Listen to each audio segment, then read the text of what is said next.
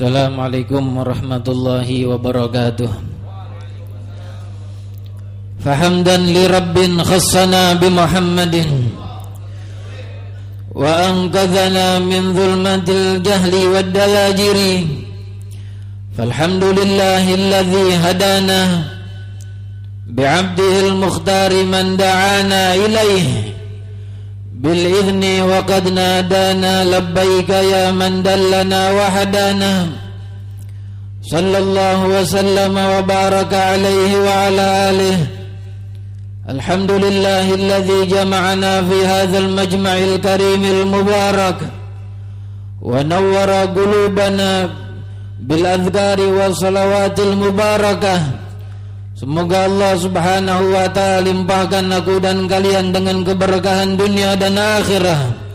Amin ya rabbal alamin. Walhamdulillah.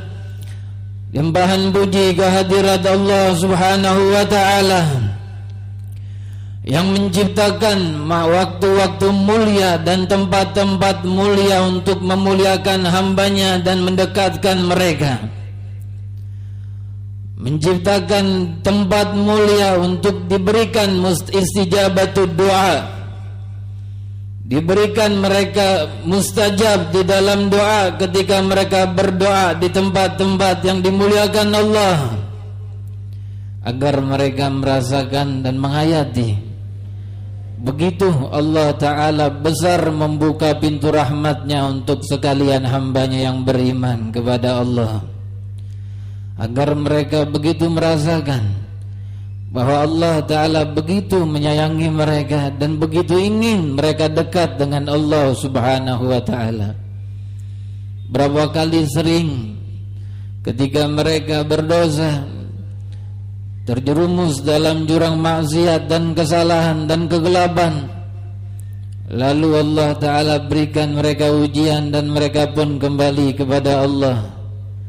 Seakan ia berkata kepada para hamba-hambanya itu, wahai hamba-hambaku, aku selalu ada untuk kalian. Aku selalu memberikan apa yang kalian pinta. Aku ingin kalian dekat denganku dan selalu dalam limpahan rahmatmu, dalam naungan ampunanku. Dan itu pun ia selalu memberikan ampunan di siang dan malam. Dan untuk menguatkan hal ini ia berfirman dalam hadis qudsi, innallaha, kata Rasul dalam hadis, innallaha yabsutu yadayhi fin nahar liyatuba musii'ul lail. Sungguh Allah Ta'ala menghamparkan kedua tangannya di malam hari, di siang hari, agar bertaubat mereka yang bermaksiat di malam hari. Wa inna Allah Ta'ala yabsutu yadayhi fil layli liyatuba musii'un nahar. Dan bahwa Allah menghamparkan tangannya di malam hari agar bertaubat kepadanya mereka yang bermaksiat di siang hari. Dan begitu terus setiap 24 jam satu hari dan setiap malam Allah Ta'ala menerima hambanya ketika mereka kembali kepada Allah. Hadirin hadirat yang dimuliakan Allah, dan datang di saat ini setelah pergi meninggalkan kita bulan mulia, bulan haram, bulan Rajab, dan lalu bulan itu pun kembali kepada Allah dan sujud di hadapan Allah dan menjadi saksi di yaumil qiyamah. Akan datang nanti di hari kiamat, ia akan menjadi saksi berdiri untuk setiap manusia yang dilewatinya. Siapa yang mendapatkan keberuntungan dengan saksinya, dan di kelompok yang lain pun ada yang mendapatkan celaka dengan saksinya.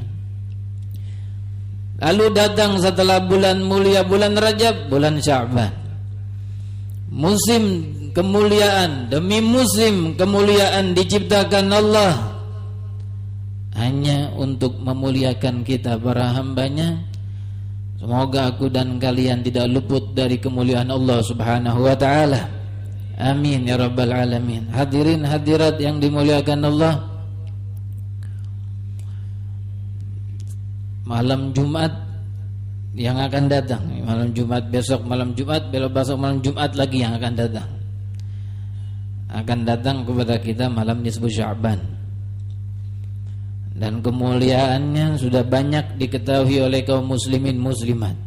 Seawam-awamnya seorang muslim, dia tahu betul apa mulianya itu malam nisfu Sya'ban.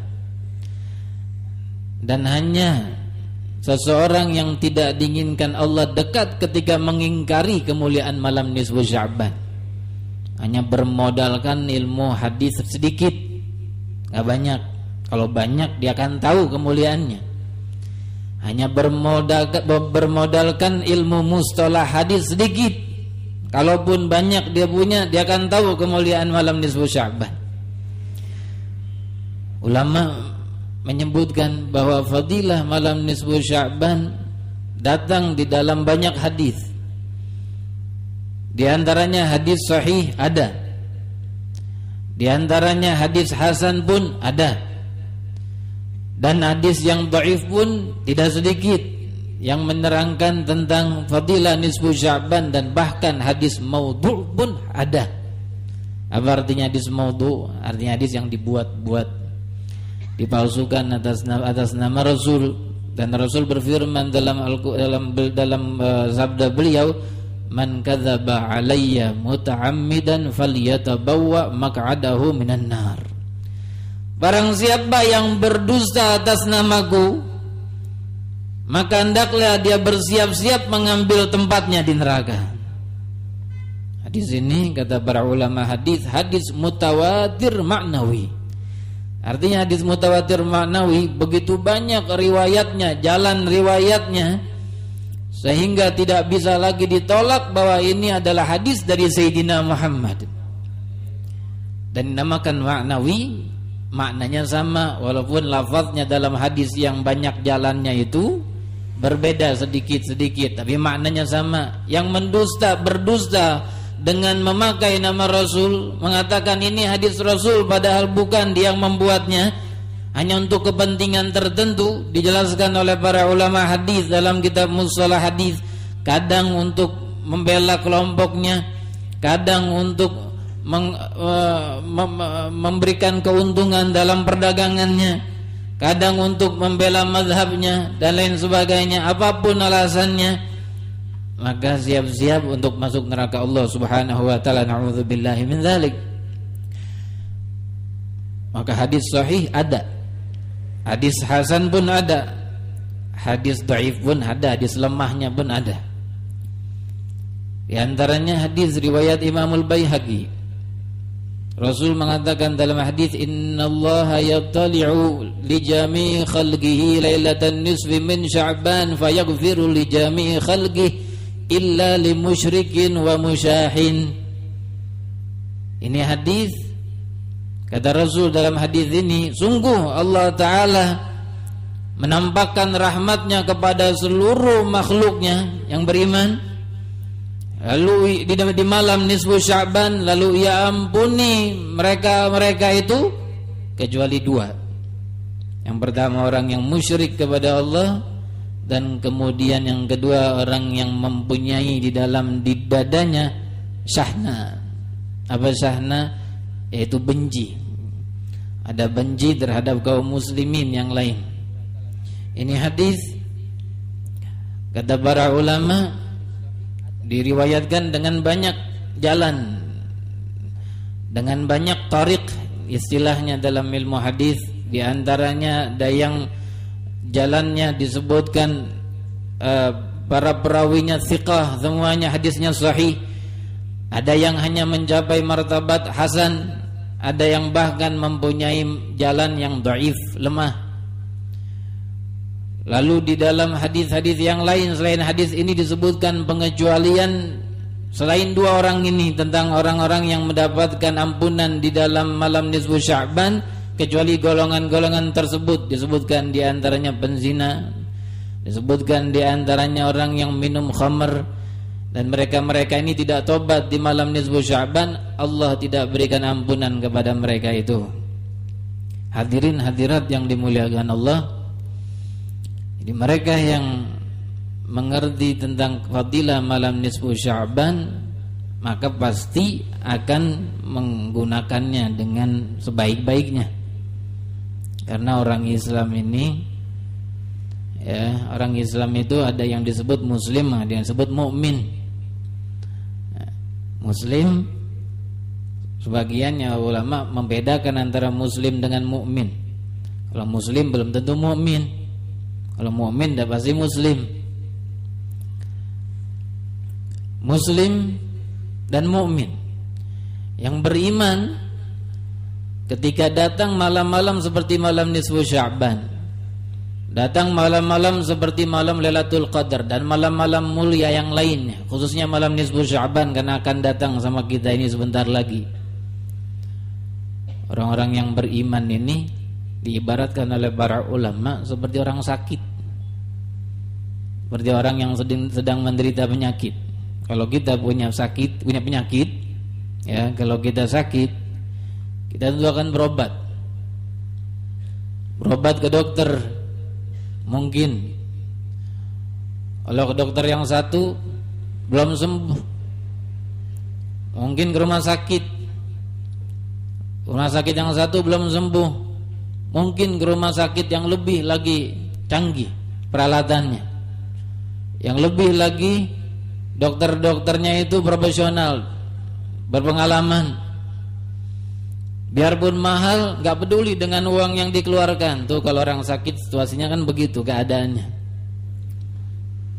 Kalau juga dengan rumah sakit yang paling mahal, yang paling bagus, dia gak sembuh juga, cari jalan lain. Ada jalan yang disebut dengan alternatif. Pengobatan alternatif masih juga dilakukan, ditempuh jalan itu. Ngapain? Mau sembuh. Itu orang yang sakit kan begitu. Alternatif satu dicoba, didatangi, berobat, di situ nggak sembuh juga. Dengar dari kawannya atau keluarga kerabatnya yang lainnya, itu di sana tuh ada alternatif bagus itu. Banyak yang udah sembuh penyakit yang seperti ini. Di mana? Jauh di sana. Kejar. Ambil kendaraan, siap-siap menuju ke tempat yang ditunjukkan, walaupun jauh. Mau ngapain? Cari kesembuhan. Kan begitu kalau orang sakit. Ya, kalau enggak bisa ke sana, kalau bisa yang pengobat yang mengobatinya, yang mengerjakan alternatifnya, dokternya itu suruh dibawa kemari. Kalau nggak bisa ke sana, biarpun berapa harganya dibayar. Ya. Udah tidak ada lagi kadar dan harganya harta di saat itu karena ingin kesembuhan. Segala kemungkinan walaupun kecil dia akan ambil kemungkinan itu asalkan sembuh. Walaupun persentase kemungkinan sembuhnya kecil, masih diambil dan ditempuh. Begitu orang sakit. Dan ini kenyataan yang ada di masyarakat kita demikian. Nah, orang mukmin ini sama dengan orang sakit. Sakit apa? Sakit banyak dosa, merasa banyak salah. Kalau seseorang masih merasa banyak salah, masih merasa banyak dosa, maka bergembiralah, setan jauh darinya.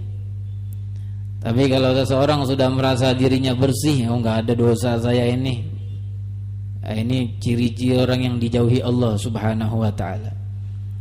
Ya, kalau seseorang yang merasa bersih dan merasa banyak pahalanya dan dosanya bahkan mungkin dirasa tidak ada, yang paling pantas adalah Sayyidina Muhammad.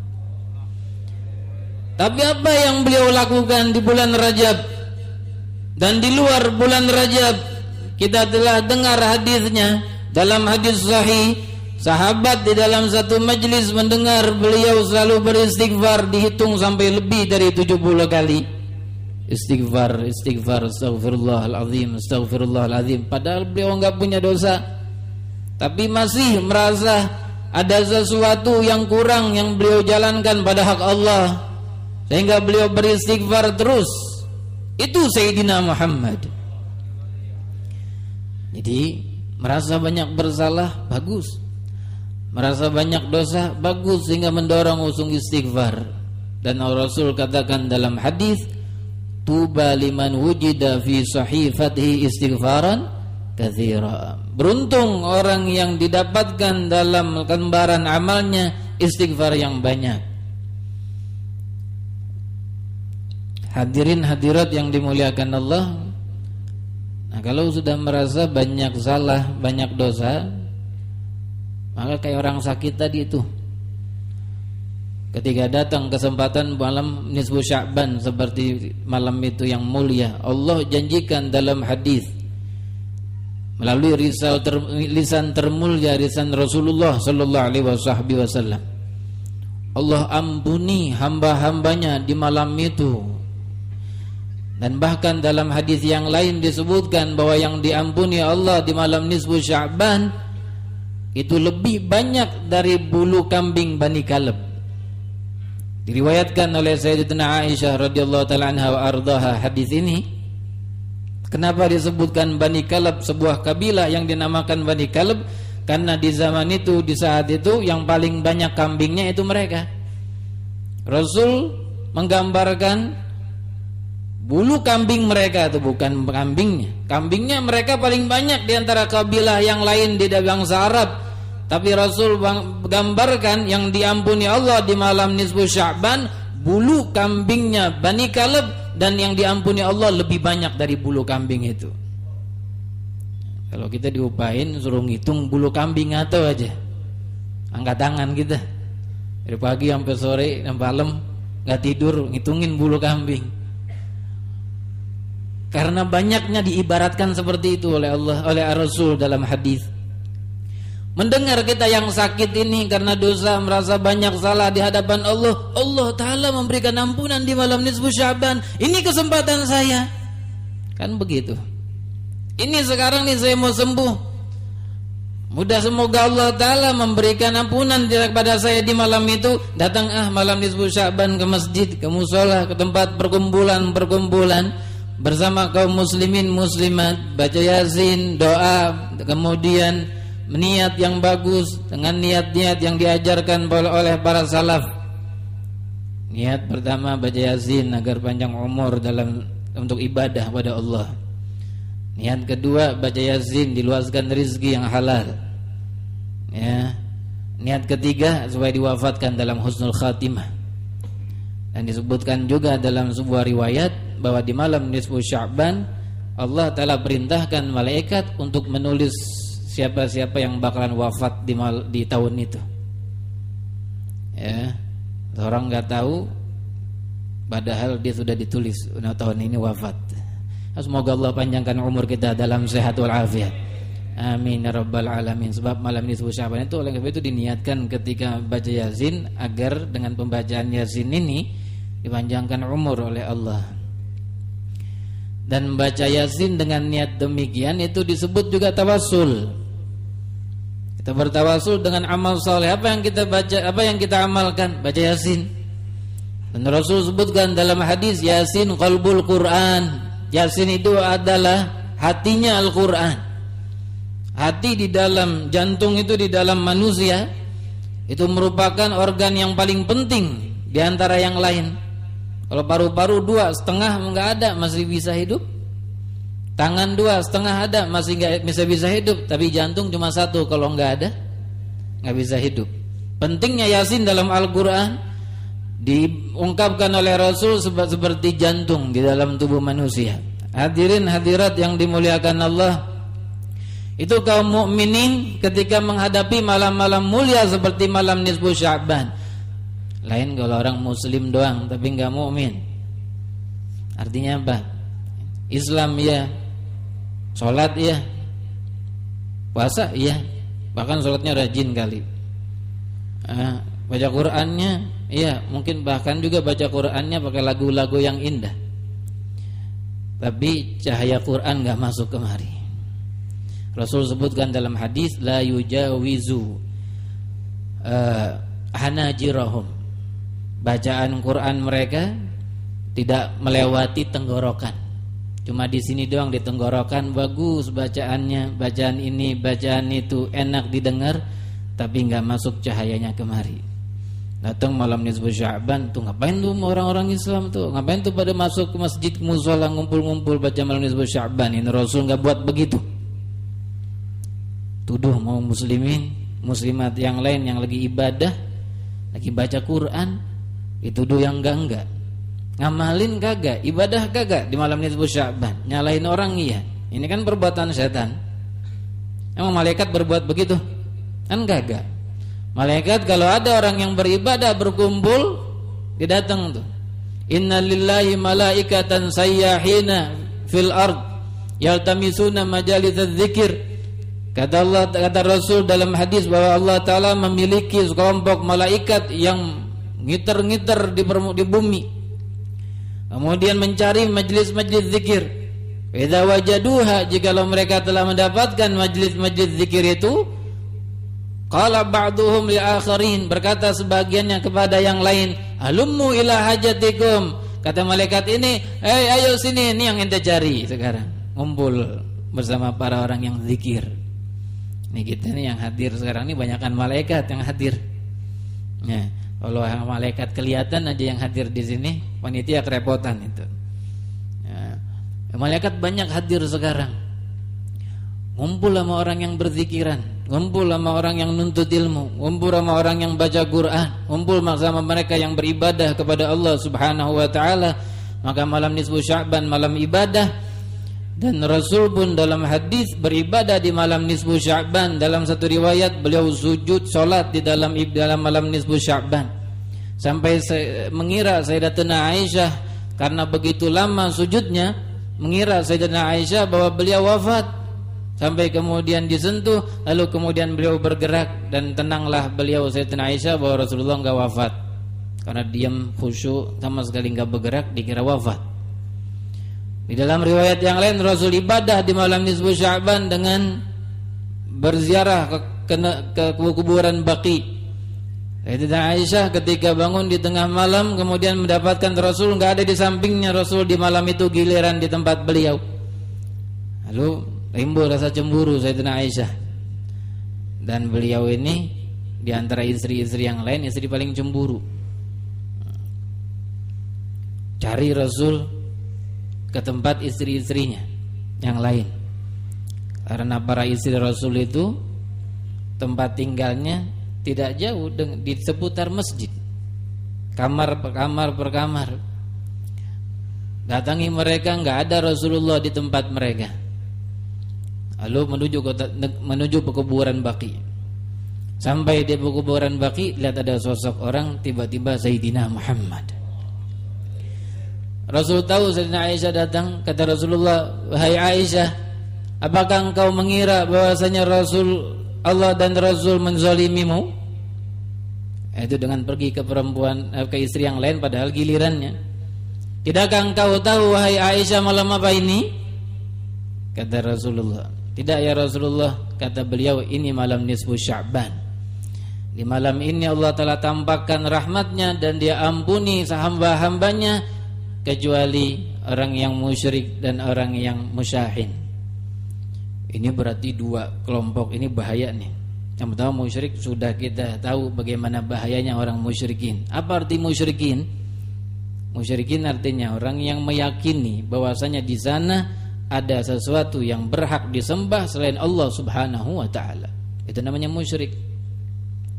Ya, kalau cium tangan sama orang yang lebih tua, sama ulama, sama ahlul bait bukan musyrik. Masa cium tangan disebut nyembah orang? Gak ada orang muslimin cium tangan disebut nyembah orang. Ziarah kubur bukan musyrik. Orang muslim tahu ketika mengucapkan la ilaha illallah Muhammadur Rasulullah, tiada ada Tuhan selain Allah, dan dia tahu dengan iman itu bahwa hanya Allah yang berhak untuk disembah. Dengan demikian ketika berziarah kubur, maka tidak mungkin mereka menyembah kuburan. Kan tuduhannya gitu, nyembah kuburan katanya. Siapa yang nyembah kuburan? Kalaupun ada didapatkan, misal ada seorang muslim nyembah kuburan ketika berziarah kubur, bukan dimusyrik-musyrikin, diajarin, bilangin nih nggak boleh nih nyembah kuburan, Allah yang patut disembah, bukan dimusyrik-musyrikin. Ibarat kata ada orang mau nyebur ke dalam sumur, udah di tepi jurang sumur, bukannya dijorokin ke dalam, ya diselamatin. Ini begitu juga kita lihat kalau ada saudara kita, dan jarang sekali ini terjadi karena Islam sudah menyebar dan tauhid sudah jelas. Kalau ada saudara kita misalnya yang jelas betul memang menyembah kuburan, menyembah sesuatu, padahal dia muslim, kita tahu dia sholat, kasih tahu ini yang begini nggak boleh. Bukannya dimusyrikin nanti dijorokin ke dalam. Ya ini belum tentu kafir musyrik, malah dikatakan musyrik, berarti dijorokin ke dalam lubang yang nista. Begitu kata para ulama kita. Hadirin hadirat yang dimuliakan Allah, musyrik begitulah maksudnya. Lalu apa itu musyahin? Orang yang menyimpan dalam hatinya rasa dengki, rasa benci, rasa dendam kepada orang muslim yang lain. Ini namanya musyahin. Orang seperti ini, kata guru mulia kita Al-Imam Al-Murabbi Al-Musnid Al-Habib Umar bin Muhammad bin Salim bin Hafidh, ini karena bahayanya musyahin didekatkan golongannya dengan golongan musyrik. Musyrik itu bahaya sudah. Kalau wafat dalam musyriknya, maka fi jahannam khalidina fiha, di neraka jahanam selama-lamanya enggak bakal keluar. Tapi bahayanya musyahin bagi orang muslim yang lain, seperti beliau ingin menggambarkan bahayanya dengan didekatkan dengan golongan musyrik. Walaupun bukan musyrik, tapi bahayanya besar. Hadirin hadirat yang dimuliakan Allah, kalau dengki yang ada dalam diri seseorang, dia yang tahu dengan Allah Subhanahu wa ta'ala. Tapi alamatnya ada. Ya, orang jika benci dengan orang lain akan timbul perbuatan-perbuatan negatif. Misal yaitu hasad diantaranya. Ini iri hati atau hasad itu adalah penyakit yang terlahir dari dengki dan benci. Begitu kata ulama di dalam kitab Ihya Ulumuddin, juga dalam kitab Qabasun Nuril Mubin karangan guru kita Al-Imam Al-Murabbi Al-Musnid Umar bin Muhammad bin Salim bin Hafidh. Buah dengki itu membuahkan iri hati. Dan iri ini kata para ulama, jarang orang di antara muslimin yang selamat. Tapi tidak kenapa kecuali kalau ditampakkan. Sebab itu di dalam ayat Al-Qur'an kita sering baca itu surat Muawwidzatain. Apa kata Allah? Qul a'udzu birabbil falaq min syarri ma khalaq wa min syarri ghasiqin idza waqab wa min syarri nafatsati fil 'uqad wa min syarri hasidin idza hasad. Aku berlindung kepada Allah Rabbil Falak, yang memiliki falak. Dari apa? Ini yang terakhir, dari orang yang hasad. Kapan? Dari kejahatan orang yang hasad. Min syarri hasidin. Kapan kita berlindung dari orang ini? Idza hasad, ketika menampakkan hasadnya, ketika menampakkan iri hatinya. Orang kalau sudah iri hati, ditampakkan iri hatinya, bahkan ada yang kedukun supaya si fulan tuh bangkrut pedagangannya. Karena iri, dia punya dagangan gak laku-laku, dagangannya langsung laku banget, jualannya sama, ya, tempatnya sama-sama strategis, dia di seberang, kita di sini. Iri mulai, main bagi kedukun, nauzubillah min dzalik. Atau membuat isu yang tidak benar tentang itu di sana begini-begini dan lain sebagainya. Itu hasil dari hasad. Ketika nampak, itu yang dikhawatirkan. Dan kejahatan ini yang disuruh oleh Allah kepada kita agar kita berlindung kepadanya. Hadirin hadirat yang dimuliakan Allah, kita selalu dalam Al-Quran, ketika kita berdoa setelah sholat, dianjurkan untuk baca doa ini dalam Al-Quran. Rabbana ighfir lana wa li ikhwanina alladzina sabaquna bil iman. Lalu wala taj'al fi qulubina ghillan lil ladzina amanu Wala taj'al fi qulubina ghillan lil ladzina amanu, dan jangan kau jadikan di dalam hati kami ya Allah ghil. Apa itu ghil? Itu dia dengki, benci, iri. Jangan kau jadikan di dalam hati kami rasa benci, dengki, iri kepada orang-orang yang beriman. Karena orang yang beriman itu saudara satu dengan yang lain. Rasul mengatakan al-muslim akhul muslim. Muslim itu saudara dengan muslim yang lain. Tidak boleh menzaliminya, tidak boleh memakinya, tidak boleh mengkhianatinya, tidak boleh menjerumuskannya dalam yang bahaya. Itu muslim. Sebab itulah sifat ini bertentangan. Di malam nisfu Sya'ban, karena hadis ini diantaranya ada hadis yang sahih dan hasan, maka lebih lagi sifat ini untuk kita hindarkan agar di malam nisfu Sya'ban diampuni Allah Subhanahu wa taala. Semoga kita dilimpahi keberkahan dari Allah, dan segala penyakit hati yang membuat Allah taala haramkan rahmatnya dari kita dienyahkan Allah Subhanahu wa taala, disingkirkan Allah Subhanahu wa taala, dijauhkan Allah Subhanahu wa taala, sehingga Allah taala jadikan hati kita hati yang bersih, hati yang suci dari perkara yang datang dari syaitan, dari sifat yang dilaknat Allah Subhanahu wa taala. Amin ya rabbal alamin. Sayyidina Abu Bakar Siddiq, beliau adalah sahabat yang paling afdal, dan beliau pernah ditegur Allah dalam Al-Qur'an agar beliau tidak memutuskan sesuatu pemberian infak yang biasa beliau berikan kepada seorang sahabat lain yang disebut dengan yang dinamakan Mistah. Ya, ceritanya itu Sayyidatuna Aisyah pernah difitnah. Beliau berbuat sesuatu yang nista dengan salah seorang ketika beliau ketinggalan pulang dari sesuatu peperangan, tinggal beliau sendiri. Jadi ceritanya begini nih, panjang juga ini cerita. Rasul di satu peperangan singgah di satu tempat. Sayyidatuna Aisyah mohon diri, mau buang air. Lalu beliau pun mengambil satu tempat jalan jauh. Dan Sayyidatuna Aisyah, kata para ulama, kurus orangnya, jadi enteng. Beliau ini ditandu, dibawa dengan sebuah tandu yang ditutup. Ketika sudah waktunya berangkat, Sayyidatuna Aisyah ini belum lagi pulang dari tempat beliau buang hajat.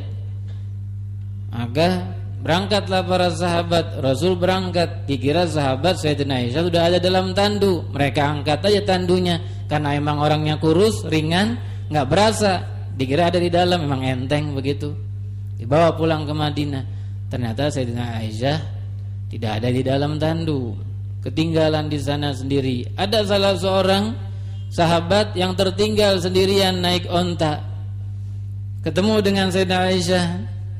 Dan di saat itu ayat hijab sudah turun, maka dipersilakan Sayyidatuna Aisyah untuk naik ke ontanya. Dan sama sekali sahabat ini tidak melihat Sayyidatuna Aisyah. Dia tundukkan kepalanya, tundukkan pandangannya. Dipersilakan Sayyidatuna Aisyah naik ke atas ontanya. Kemudian beliau pun tuntun. Berdua cuman datang ke Madinatul Munawwarah berdua, bukan mahram. Orang-orang munafikin langsung ngambil kesempatan. Oh, lihat tuh istri Nabi berbuat yang enggak.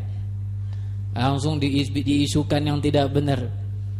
Panjang ceritanya sampai kemudian Allah Subhanahu wa taala bersihkan kehormatan Sayyidatuna Aisyah dengan ayat yang Allah turunkan dalam Al-Qur'an. Dan mereka yang membuat isu tersebut kemudian dihukum oleh Rasul sallallahu alaihi wasallam karena membuat fitnah. Ya, pernah suatu saat Sayyidatuna Aisyah ketika berkembang isu itu di Madinah, beliau enggak tahu-tahu karena beliau sakit di rumahnya ketika diantar oleh Mistah, ya, diantar oleh pelayan beliau. Ketika kesandung, terucap tanpa sengaja, Taisa Mistah, celaka Mistah itu. Sayyidatuna Aisyah terkejut. engkau ucapkan kepada seseorang yang menjadi ahlul badr, ya, Mistah ini hadir badr, engkau ucapkan ucapan itu kepada seorang yang setelah hadir badr, kata Sayyidah Aisyah, kata pelayannya ini, pembantunya ini, sungguh engkau tidak tahu apa yang sedang berkembang sekarang. Panjang ceritanya. Lalu kemudian ketika Sayyidina Abu Bakar tahu tentang perbuatan Sayyidina Mistah ini, sebelumnya beliau yang memberikan infak setiap harinya kepada Mistah.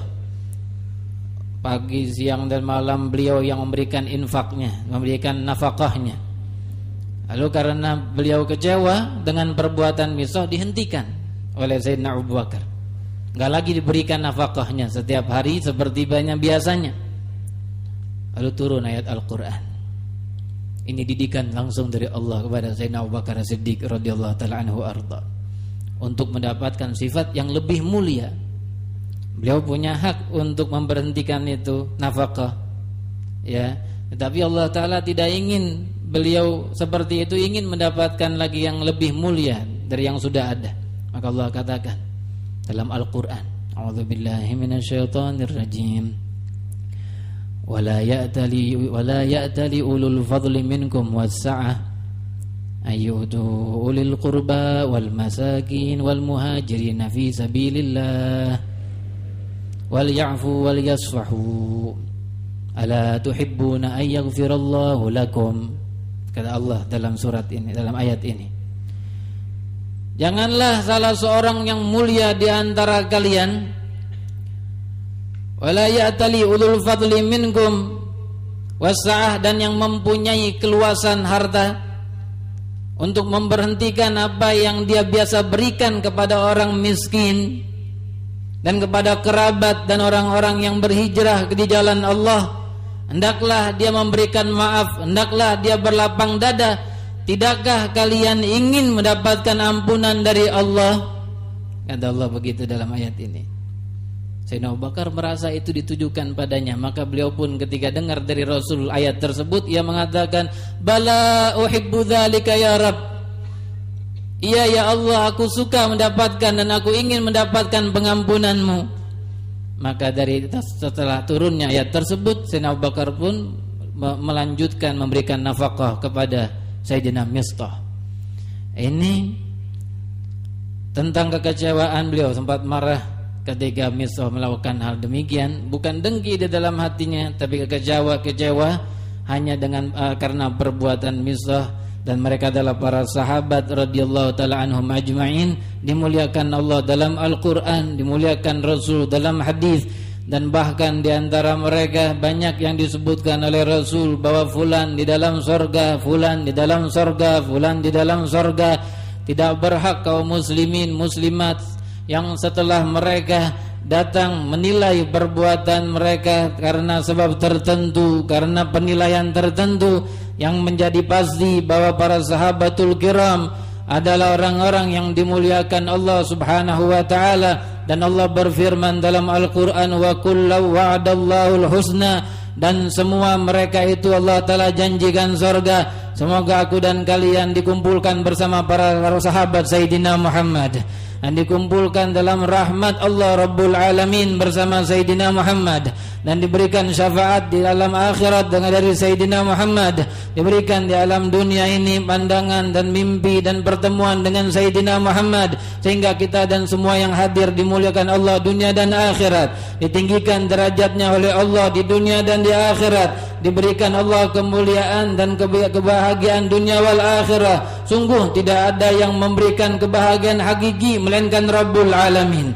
dan sungguh tidak ada yang dapatkan kebahagiaan kecuali yang dekat dengan Habib Rabbil Alamin, dengan Sayyidina Muhammad sallallahu alaihi wasallam. Tidak ada kebahagiaan kecuali yang datang dari beliau, tidak ada kemuliaan kecuali yang datang dari beliau, tidak ada keagungan kecuali yang datang dari beliau. Semoga aku dan kalian di dalam keagungan Allah Subhanahu wa taala dan di dalam keagungan yang datang dari Sayyidina Muhammad sallallahu alaihi wasallam, datang malam nisfu Sya'ban. Semoga yang hadir di tempat ini, laki dan perempuan, kecil dan besar, dan keluarga kita yang belum sempat hadir, semoga semuanya hadir di malam nisfu Sya'ban dalam kemuliaan.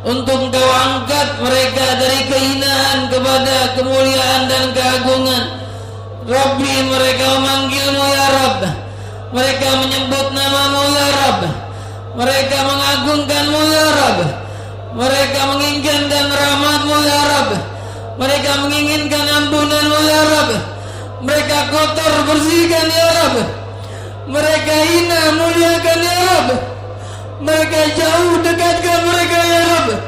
Engkau yang maha mendekatkan orang, dan Engkau yang maha mendekatkan hamba-Mu, dan Engkau yang membuka rahmat-Mu, dan Engkau berikan kepada yang mereka yang Engkau inginkan. Rabbi, berikan kami yang Engkau berikan pada solihin dari hamba-Mu ya Rabbana ya Allah, ya Allah, ya Allah, ya Allah, ya Allah, ya Allah, ya Allah, ya Allah, ya Allah, ya Allah, ya Allah, ya Allah, ya Allah, kami datang dengan segala kotoran untuk Engkau bersihkan Rabbi. Ya Allah, ya Allah, ya Allah, ya Allah, kami datang dengan segala dosa untuk Engkau ampuni Rabbi, untuk Engkau bersihkan Rabbi. Cukup kami sering memanggil-Mu di majelis ini. Berikan yang kami inginkan dari hajat dunia wal akhirah. Jangan Kau berikan kami putus asa dalam meminta kepada-Mu Zat yang Maha Rahim, padahal Engkau Maha memberi segala hajat yang dimintakan oleh hamba-Mu.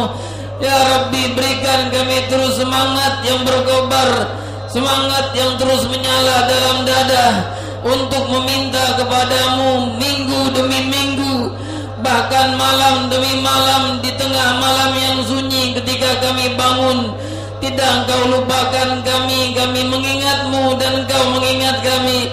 Rabbi ya Allah, ini tangan kami terangkat, jangan Engkau turunkan, melainkan Engkau telah berikan hajat-hajat kami ya Rabbana ya Allah, ya Allah, ya Allah, ya Allah, ya Allah, ya Allah, ya Allah, ya Allah, ya Allah, ya Allah, ya Allah, ya Allah, ya Allah, ya Allah, akan bangkit sekelompok di padang mahsyar dalam kemuliaan. Wajah mereka penuh dengan cahaya-Mu, wajah mereka bersinar dengan cahaya-Mu, wajah mereka begitu tampan dengan cahaya Rasul-Mu. Mereka berjalan dalam kemuliaan menuju Rasul-Mu, dituntun oleh yang mulia, dituntun oleh yang sangat agung, dituntun oleh yang sangat dermawan, Sayyidina Muhammad sallallahu alaihi wasallam, menuju telaganya dan kemudian menuju surga-Mu. Rabbi, kami lihat rombongan itu dan semua makhluk banyak melihat. Ya Rabb, jangan bangkitkan jiwa-jiwa dan jasad-jasad yang hadir di padang mahsyar, melainkan Engkau bangkitkan dalam golongan muka-muka yang seperti mereka, muka-muka yang terang seperti muka Ahlul Badr, muka-muka yang penuh dengan cahaya seperti cahaya matahari, bahkan lebih lagi bersinar dari cahaya matahari dan bulan. Rabbi, kumpulkan kami dengan mereka ya Rabbana. Jangan pandang pada amal kami, jangan pandang pada perbuatan kami. Sungguh kami tidak layak mendapatkannya dengan amal dan perbuatan ini, tapi rahmat-Mu lah yang membuat kami berharap banyak. Rahmat-Mu dan ampunan-Mu yang membuat kami ingin menjadi mereka. Rabbi, kumpulkan kami dengan mereka ya Rabb. Jangan sia-siakan usaha ini dan doa ini. Jangan Engkau sia-siakan doa dan munajat ini. Rabbi ya Rabbi ya Rahman, dengarkan ya Rabbi, kabulkan ya Rabbi, didengarkan ya Allah dengan dengar kabul, bukan dengan dengar yang Engkau tampik setelah itu doa ini sejauh-jauhnya.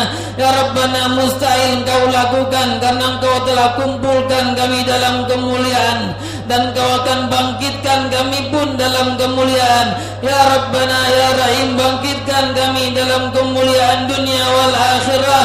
Ya Allah, ya Allah, ya Allah, ya Allah, ya Allah, ya Allah, ya Allah, ya Allah, ya Allah, ya Allah. Engkau Rasulmu bersabda dalam hadis, Innallaha hayyun karim yastahi min abdi idza yarfa'u yadayhi yarudduhuma sifra. Bahwa Allah Engkau maha pemalu dan Engkau maha dermawan. Tidaklah seorang hamba mengangkat kedua tangannya lalu kemudian ia minta hajatnya, dan setelah itu Engkau tolak mereka keduanya ketika mereka menurunkan kedua tangannya. Engkau maha malu untuk melakukan itu ya Rabbi, karena Engkau maha dermawan dan Engkau maha pemurah. Maka terangkat tangan-tangan hina ini kepadamu dan kepada rahmatmu yang maha agung. Jangan kami turunkan kedua telapak tangan ini, melainkan Kau berikan semua hajat kami dunia wal akhirah. Ya Rabbana ya Karimu ya Allah, ya Allah, ya Allah, ya Allah, ya Allah, ya Allah, ya Allah, ya Allah, ya Allah, ya Rahman ya Rahim, ya Allah ya Rahman ya Rahim, ya Allah ya Rahman ya Rahim. La ilaha illallah, la ilaha illallah, la ilaha illallah, la ilaha illallah, la ilaha illallah. Jadikan kalimat ini wafat bersama kami. La ilaha illallah. Jadikan kalimat ini di dalam barzakh kami Rabbi. La illallah, la ilaha illallah,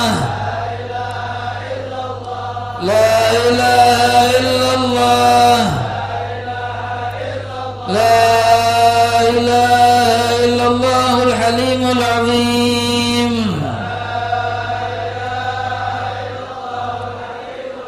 La ilaha illallah rabbul arshil karim. La ilaha illallah rabbus samawati wa rabbul ardi wa rabbul arshil azim.